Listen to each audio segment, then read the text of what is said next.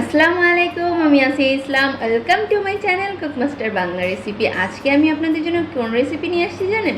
একেবারেই ভিন্ন ধরনের এক রেসিপি, আর এই রেসিপিটার নাম শুনলেই আপনারা অবাক হয়ে যাবেন। একটা মিষ্টির রেসিপি। আর কি দিয়ে তৈরি করেছি মিষ্টিটা জানেন? চিড়া দিয়ে। শুনেই অবাক হয়ে গেছেন, তাই না? চিড়া দিয়ে কি আবার কখনো মিষ্টি তৈরি হয় নাকি? অবশ্যই হয় বন্ধুরা।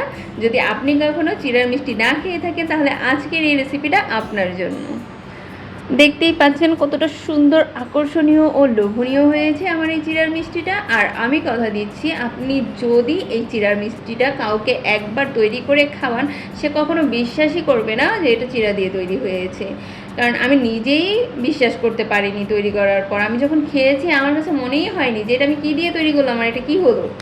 তা আমি নিজেই অবাক হয়ে গেছি। তার কথা না বেরিয়ে চলুন দেখা যাক এই মিষ্টিটা আমি কীভাবে তৈরি করেছি। Let's go to my channel. আর এই চিড়ার মিষ্টিটা তৈরি করার জন্য এখানে আমি নিয়ে নিয়েছি 1 কাপ পরিমাপের চিড়া। আর চিড়াটা আমি অফ ক্যামেরায় ভালোভাবে ক্লিন করে নিয়েছি।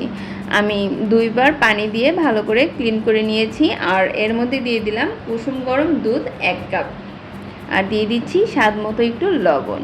এখন আমি এটাকে ভালো করে একটু মিশিয়ে 5 থেকে 6 মিনিটের জন্য রেস্টে রেখে দেবো।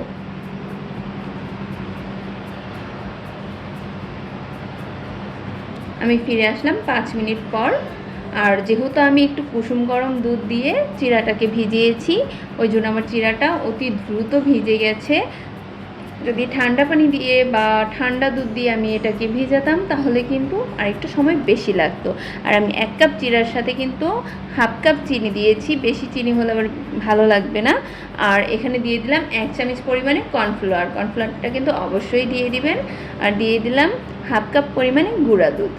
এখন আমি এটাকে হাতের সাহায্যে একটু ভালো করে মিক্সড করে নেব।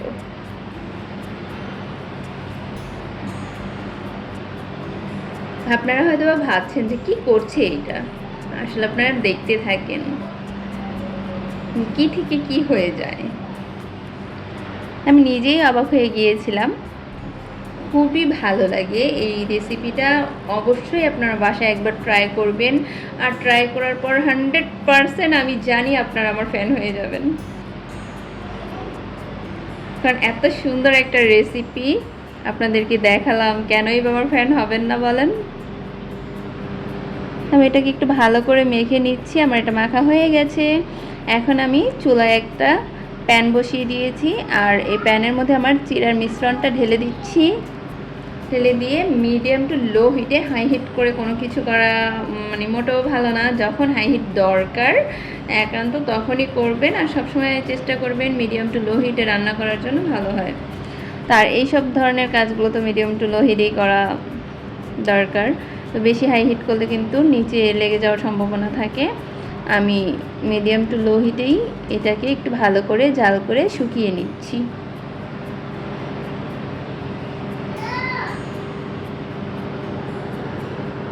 আমার এটা প্রায় শুকানো হয়ে গেছে। আমি একটু ভালো করে নেড়ে চেড়ে নিচ্ছি, নয়তো কিন্তু নিচে লেগে যাবে।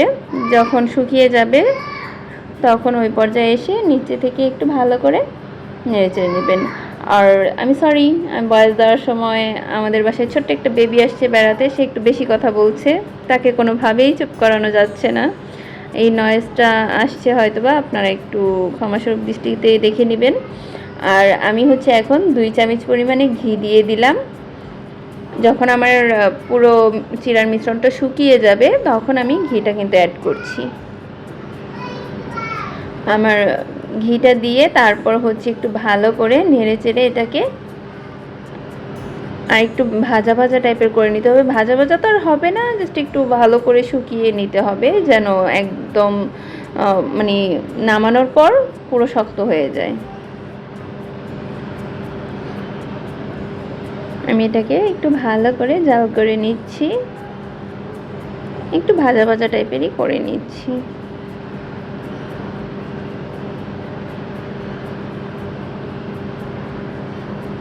আমার ভিডিওটা দেখতে দেখতে যারা এই পর্যন্ত চলে এসেছেন, একটা লাইক করতে ভুলে গেছেন, প্লিজ লাইকটা একটু করে দিবেন। এত সুন্দর একটা মিষ্টির রেসিপি দেখাচ্ছি, একটা লাইক তো অবশ্যই আমি পেতে পারি, তাই না?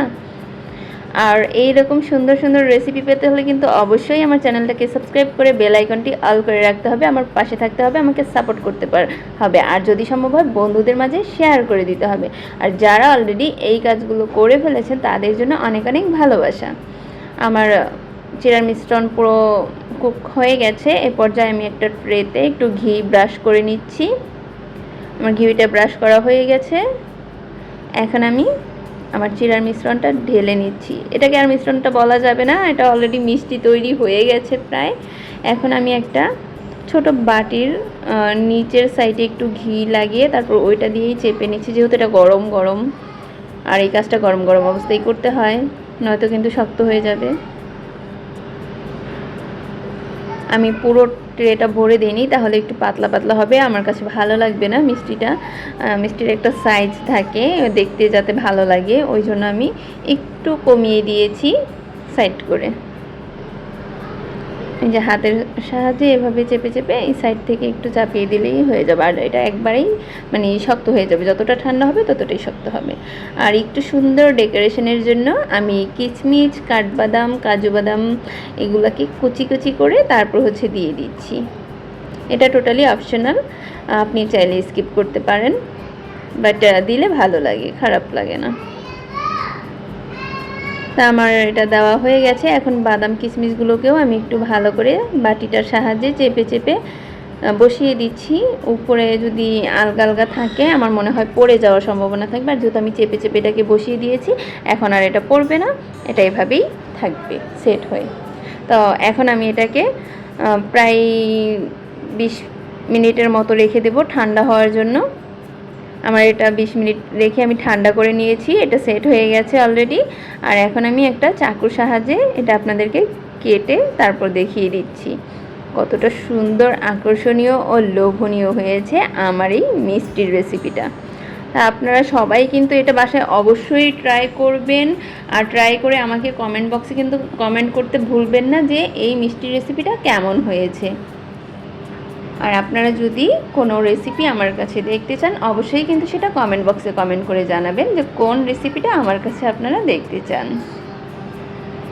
দেখতেই পাচ্ছেন কত সুন্দর করে আমি এটাকে সাইজ করে কেটে নিলাম। আপনারা আপনাদের পছন্দ অনুযায়ী শেপ দিয়ে কেটে নিতে পারেন, নো প্রবলেম। আমি চৌকো চৌকো শেপ দিয়ে কেটে নিয়েছি। আর এটা তুলতে কিন্তু একদমই কষ্ট হয় না, যেহেতু আমি ঘি ব্রাশ করে নিয়েছিলাম। এসে দেখেই খেতে ইচ্ছে করছে, কি যে মজা হয় আপনারা বিশ্বাসই করতে পারছেন না এখনও। যখনই তৈরি করবেন তখনই বুঝতে পারবেন এটা কতটা টেস্টি। তো আপনারা সবাই ভালো থাকবেন আর আমার জন্য দোয়া করবেন, এভাবেই আমার পাশে থাকবেন, সাপোর্ট করবেন। আল্লাহ হাফেজ, বাই বাই বন্ধুরা।